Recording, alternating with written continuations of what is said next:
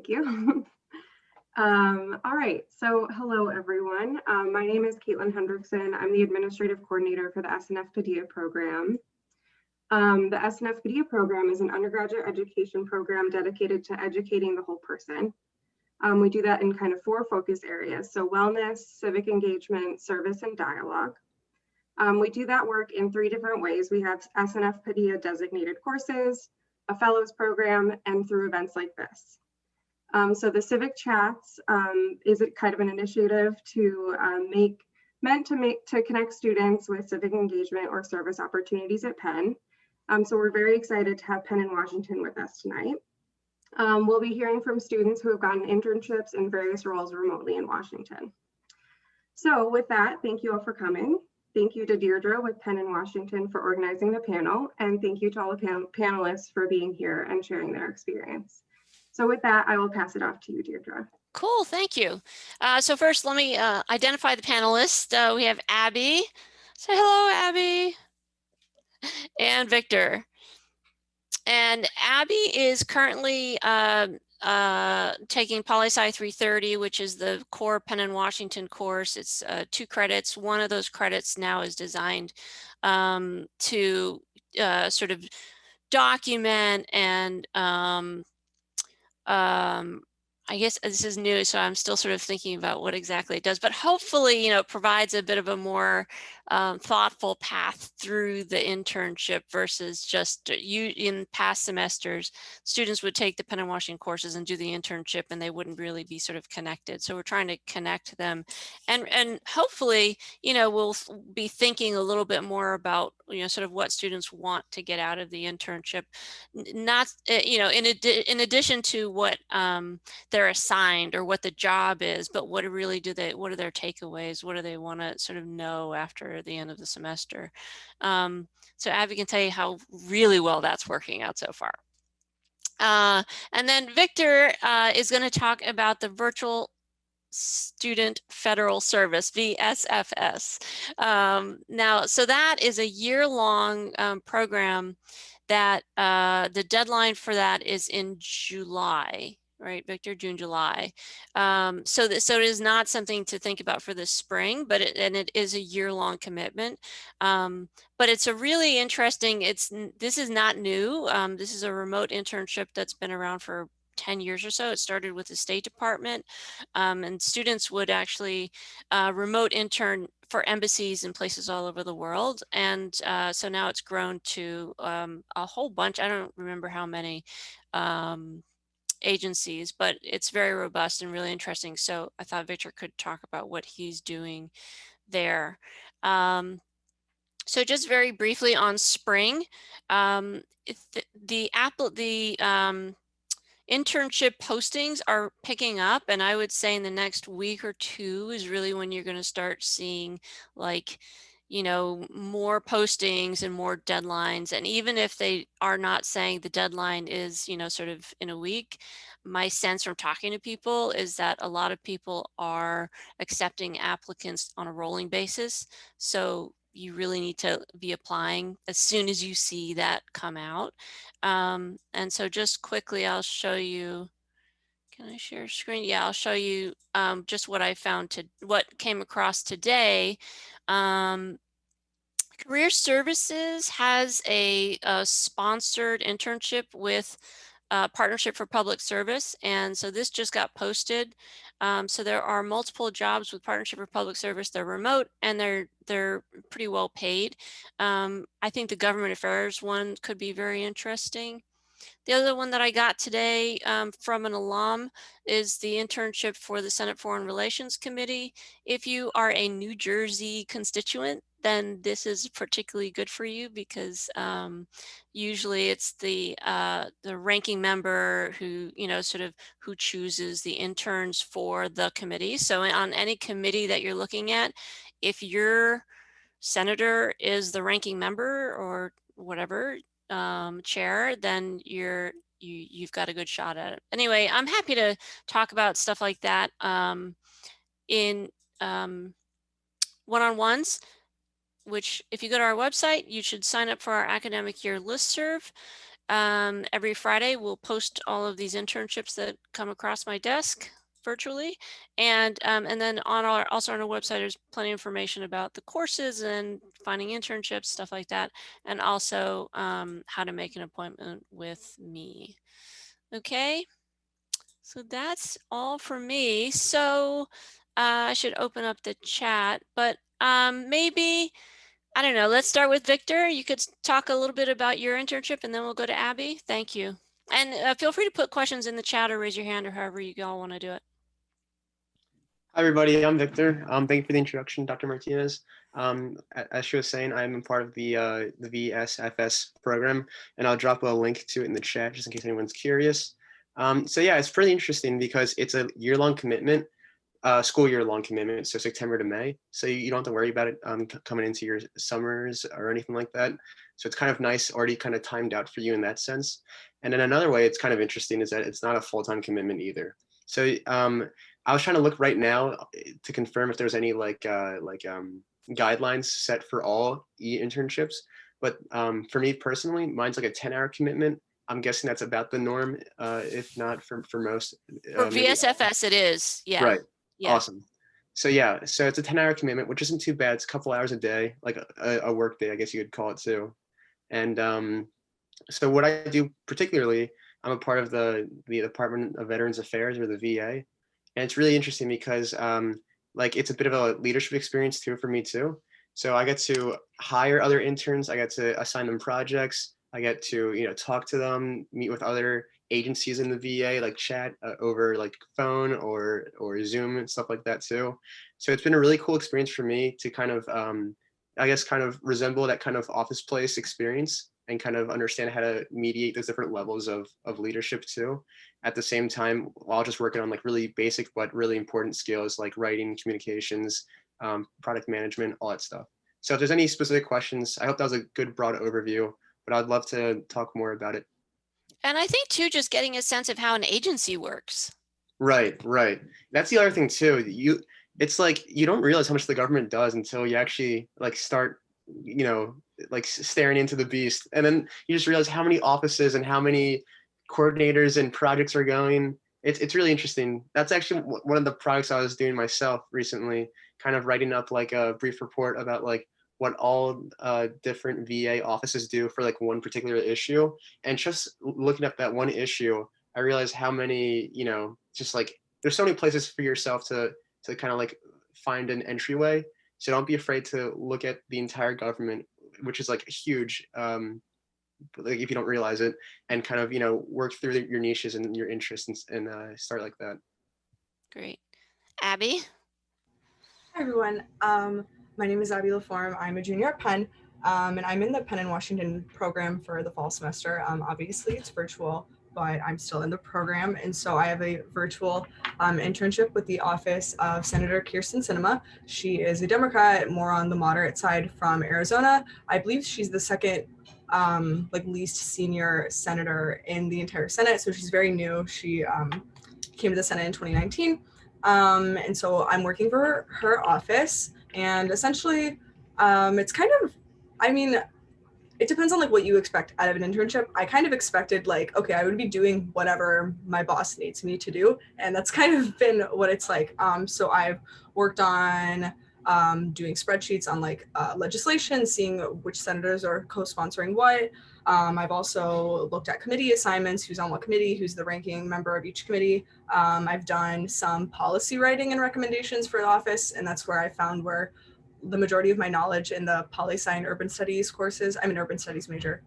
That's where I found that most of my knowledge from the classes I've taken at Penn I've been able to use is when I'm doing actual policy writing.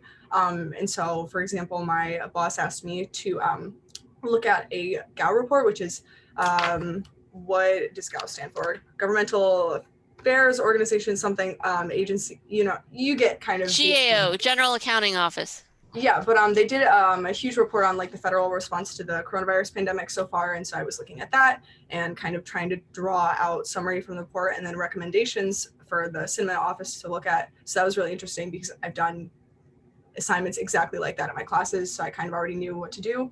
and stuff like that. So I'm doing a wide variety of stuff. And something that I realized was a lot of the information I'm using for my assignments. My boss is like, oh yeah, you can find all of the information you need to do this on congress.gov. And I was like, really? Like there's so much information on congress.gov. Like, Jesus, it's sometimes hard to kind of dismantle all of it, but it's really well organized. And again, you can see who's doing what, like which committee is most important for this area. You can see what the government is reporting on every 5 minutes, which is really interesting considering how important obviously the pandemic is right now for the government to look at. So that's essentially what I've been doing. Great, thank you. Does anyone have any questions? Abby, do you want to talk a little bit about your courses and maybe how you mentioned a little bit about how, especially Miguel's and Josh's, you know, and how that you're seeing that in your internship or vice versa? Yeah, so it's all interconnected. Obviously, the Penn In Washington program does a really good job at giving you an overview of everything that's going on in the government. So right now I'm taking a class on power in American politics. That's the class that Miguel teaches. And then another class on international policymaking. So that's obviously on the like foreign relations side. And I've so far, some of my assignments for those classes have included decision memos and like overall policy writing. And so, for example, I'm trying to pull up like one of my assignments right now, but it's been really helpful. The assignments that I've done for those classes, like I said, have like directly factored into what I'm doing for my internship.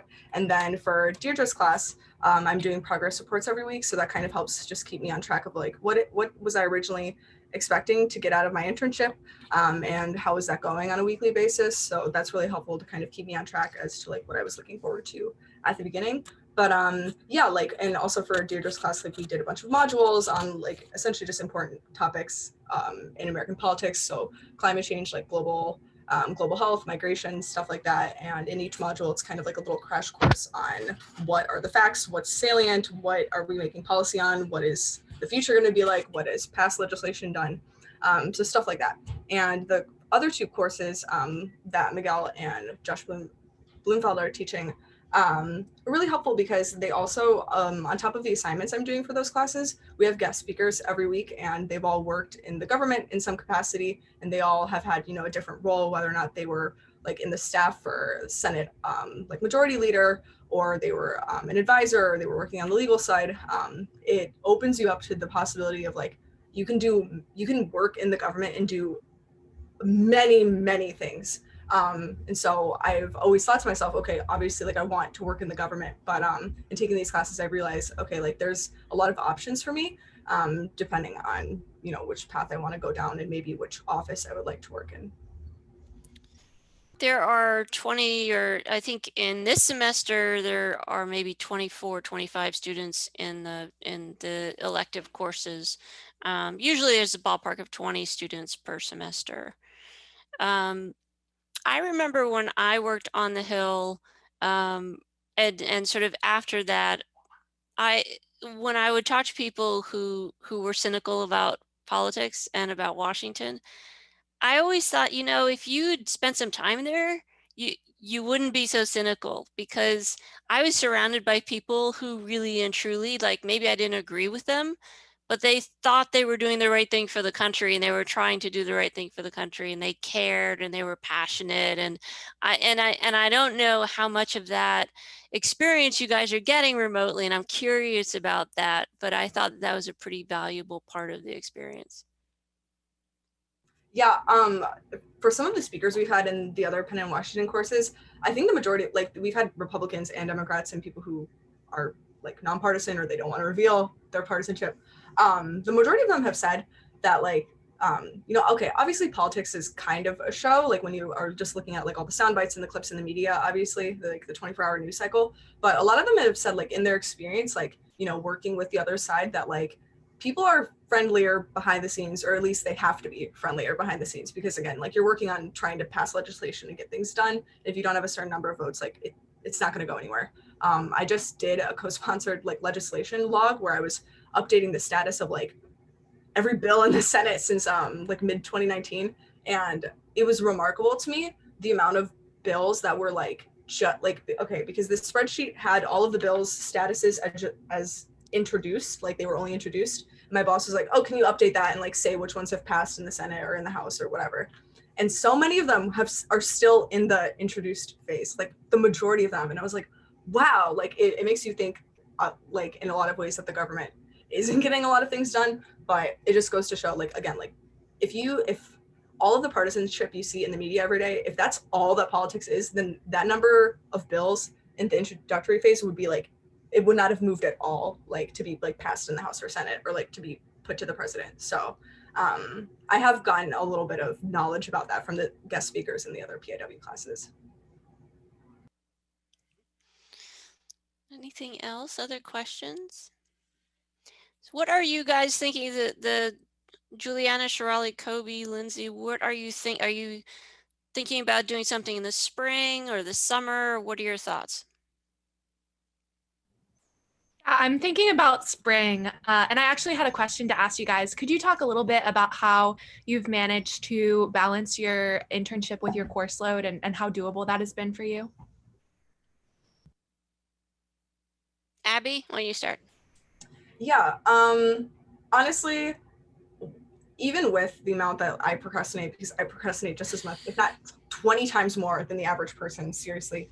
I found that this semester has been fairly manageable, honestly. I'm used to at Penn, like either like waiting until the last minute to do something, or like when I do go to do something, I realize that I have 50 other things to do, and then I just get overwhelmed and I just shut my laptop and I'm like, okay, I'll do it tomorrow. But this semester I've actually, because I'm taking my 3 Penn in Washington courses, and I'm working 10 hours a week in my internship, because everything's virtual and I'm only in class, like actually like in class on Zoom a couple times a week and at night, it leaves me a lot more flexibility to do things during the day or to just do things whenever I want to.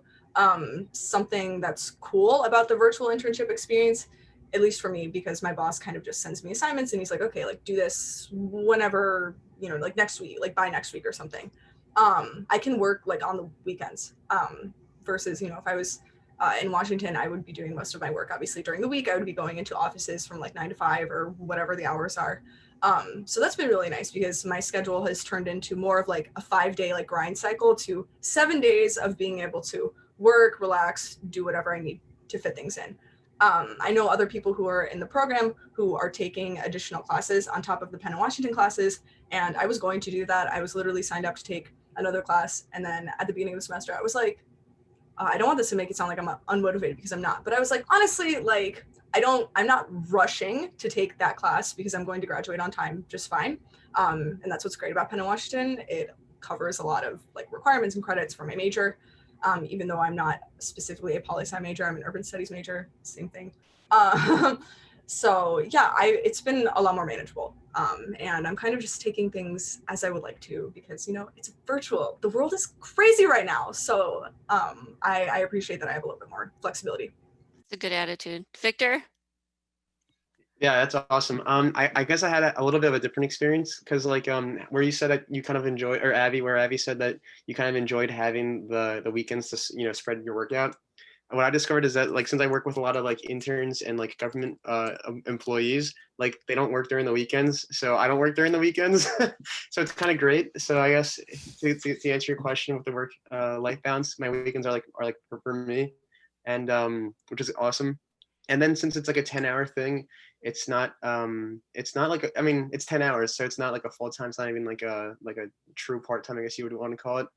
But I guess the only like qualifier to that I would add is that like as a bit of a like leadership position, I do kind of get like a lot of like emails and a lot of like messages I have to respond to. So it's always like that issue, I guess, of like separating like the workplace versus like your personal time.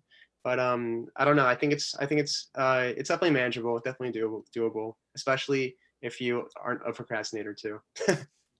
Thank you guys so much. Thank you. Kobe, do you have a question? I don't know. I mean, I'm a freshman. I'm a first semester freshman, so I don't really know how many opportunities there are for me right now. But I'm just interested in, you know, hearing everything that I can do in the future. Yeah. So there are a lot of ways to do policy related stuff, both on campus in Philadelphia, during your summers, at home in Washington. So, and there are a lot of resources on campus to help you figure that stuff out. So anytime you want to chat with me, I'm happy to get you started on that path. And I talk to a lot of freshmen, so you don't have to feel like, you're too early, because you're really not. And Okay, just to add to- that's very generous. Thank you. Yeah. Sorry, just to add to that, I would say another good benefit of the VSFS program is that you apply to like 3 programs in the beginning, like application. And then after that, your information stays within the database. So during the year, like usually around September, October, they can kind of like do a second round of hiring and then like send out more emails. So like even if you don't get that initial 3 offers, then the entire program has your information. And we're talking about like hundreds of internship opportunities. So it's kind of, it is a bit of a see what you get, but at the same time, there's a lot of opportunities. So don't limit yourself to just like thinking that VSFS is like one thing at a time. Juliana is asking how far in advance you should look for and apply to internships, and it kind of depends. It's different now with everything being remote and pandemic-y, but for spring, I would say that now is the time to be thinking about it and actually writing applications. And I am happy to look at cover letters and give you advice. So take advantage of that. For summer, this is still going to be a weird summer. It's very hard to say who's going to be in person and who's going to be remote. So I would say that, February, summer is kind of a good idea to spend a little time in December when you have a little time, and you're going to have most of January this year too, to do your research, to think about cover letters, to do all that so that you don't get to the March 15th deadline and you're kind of busy with midterms and everything else. So, sort of just doing the work and setting it aside for a little bit is not a bad idea for summer. Then the only other thing I'll say about in advance is that some internships do require security clearance. So there's a 6-month lead, time to your application. So if you're wanting to do something in foreign policy, national security, that kind of stuff, you're probably looking at a pretty long lead time.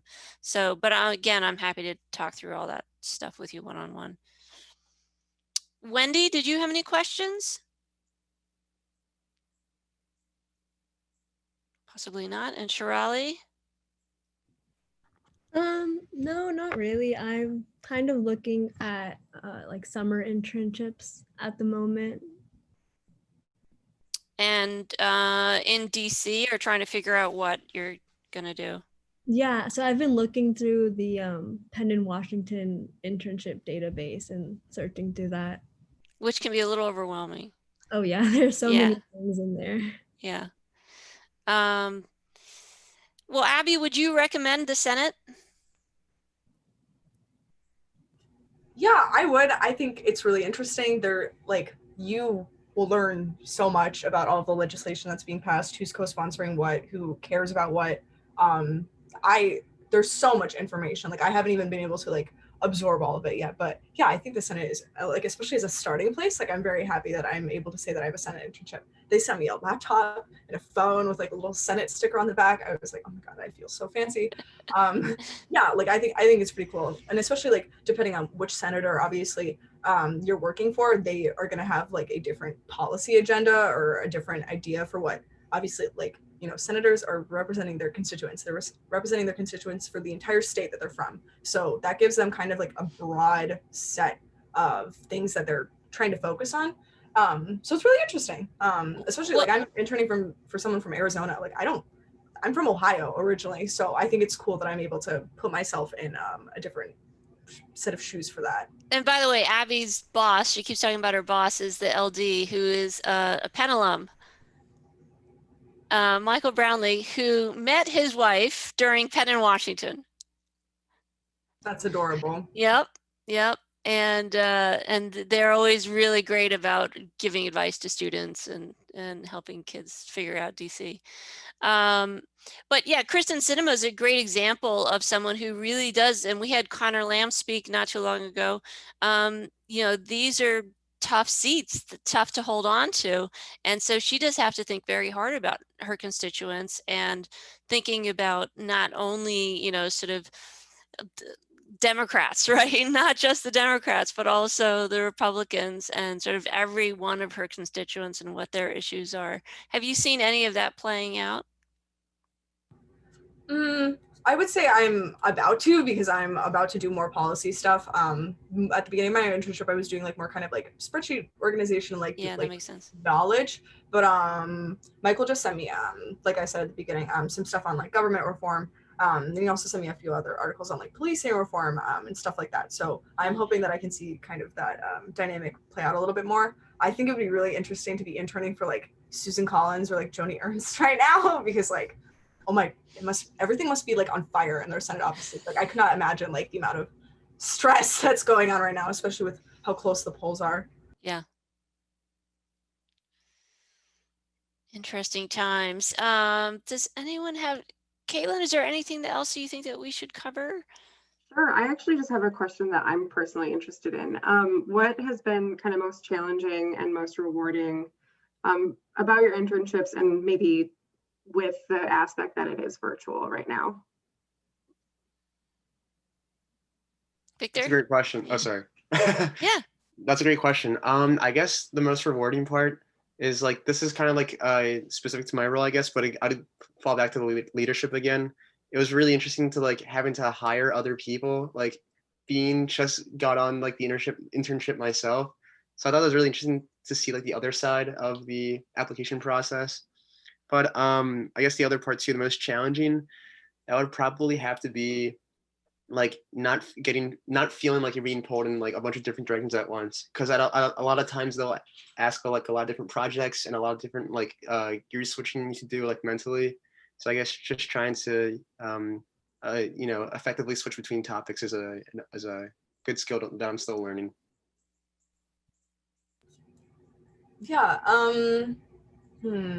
I would say, I mean, like, okay, obviously the most challenging part about all of this is that we all wish that we could be in person, right? Like, I imagine myself when I got my first internship in DC, just like walking down the halls of Congress with like a binder and a coffee in my hand that was probably for like someone else I was making coffee for, like just, you know, being a powerful young woman like in the Senate. Like I still want to do that. I'm going to do that at some point. Like I will be in DC, people, mark my words.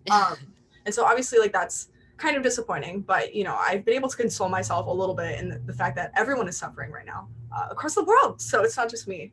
And I'm lucky to still, you know, have an internship. And I would say that kind of goes into what my benefit is.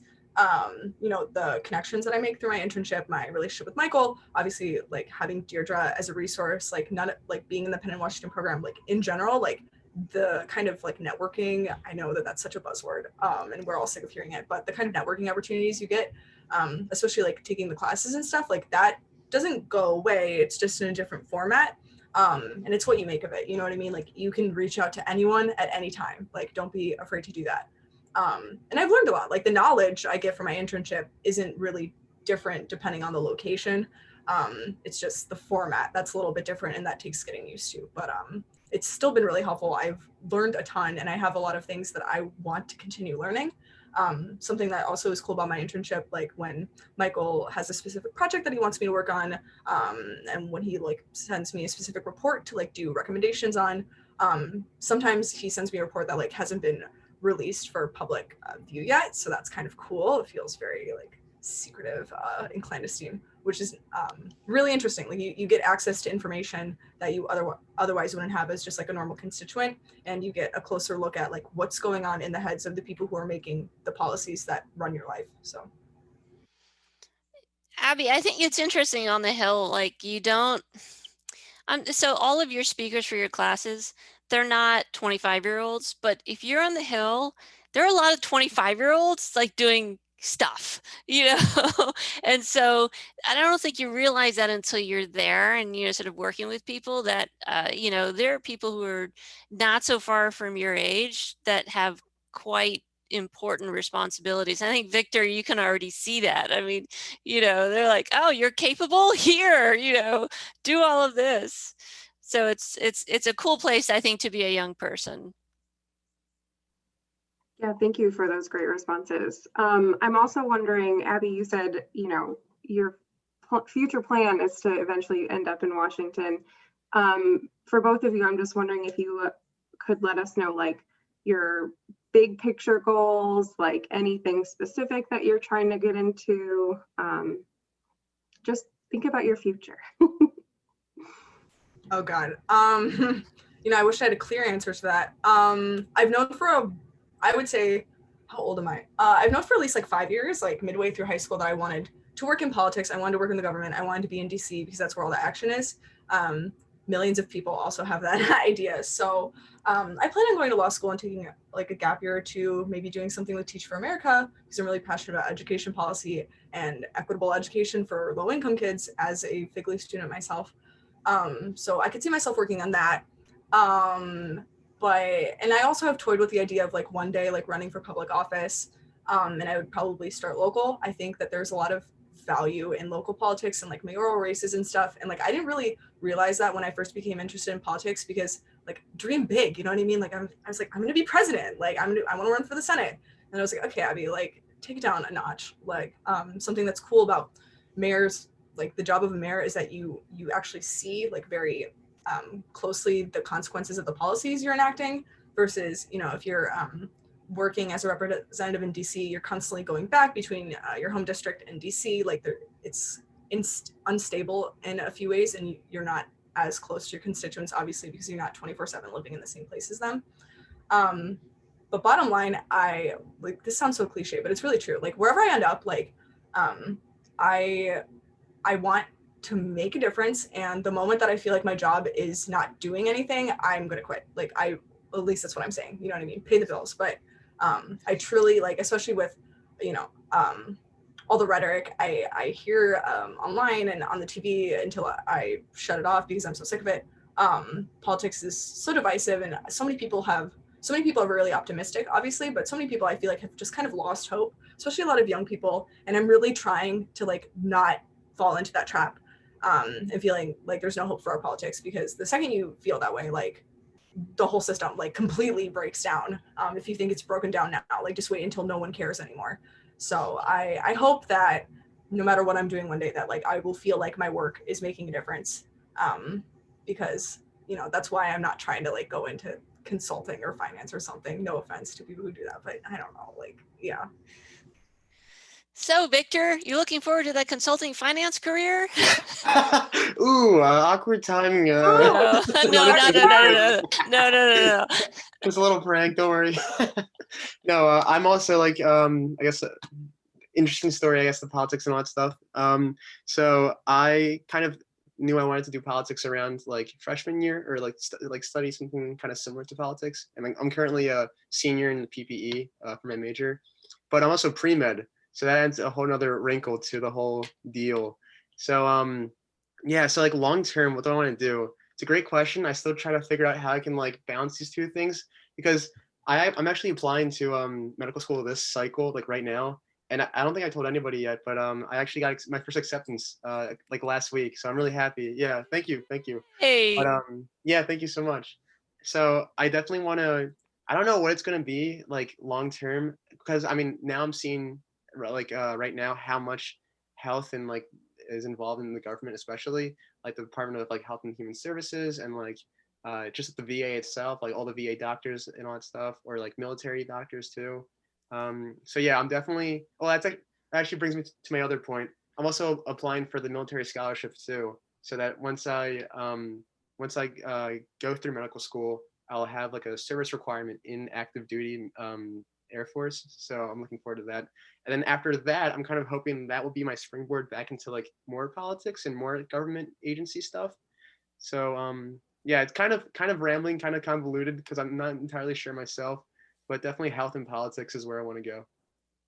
That's great. Connor Lamb was just talking the other day about how he he's a Penn undergrad, Penn Law, Marines, no, law school Marines, right? Law school Marines, and then Congress. Well, actually, federal prosecutor, and then Congress.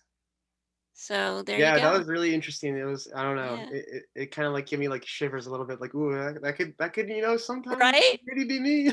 Yeah, absolutely. Great, thank you. Yeah, I know it's kind of a loaded question because my path is still not figured out. So it's, yeah, it's hard to think about, but thank you anyway for your really thoughtful responses. Oh, I think that's it. Kaylin or Leah, did you have anything else that you wanted to add? Well, if I could just say, I thank Yeah. you guys so much for this. I mean, I'm not actually applying to the program because I'm old, but you brought back so many great memories just being in this place, thinking about when I was in DC. It's wonderful. And I appreciate just all that you are explaining so clearly based on your experience, that there are reasons to hope. And you guys are, I mean, I'm hopeful just hearing about your experiences, and I can't wait till you're doing what you dream to do, because it is going to make the world better. And that's not a cliche in times like these. Say that often and, and loud. Thank you. All right. Well, Caitlin? But yeah, thank you everyone. Thank you to our panelists, Deirdre. Yeah, thanks for coming.